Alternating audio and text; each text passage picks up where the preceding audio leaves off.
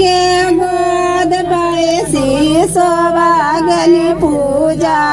बेटी सोवल बेटी उठाली चे आई गे माई से मामी के गोद पैसी सोवागली पूजा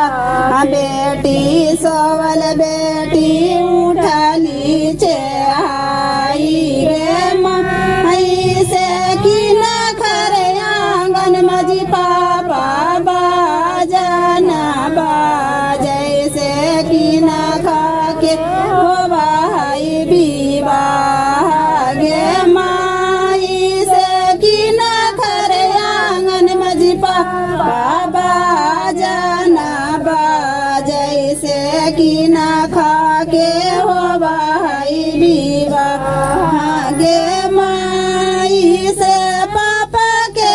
आंगन मग बेटी बाजना बाज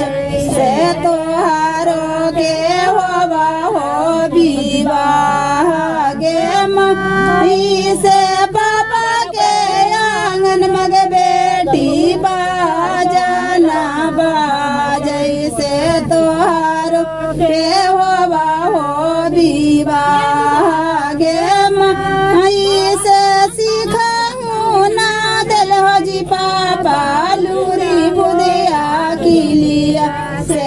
आउरे रासैया बेहाबार गे माई से सीखूं ना दिल हो जी पापा लूरी बुदिया की लिया से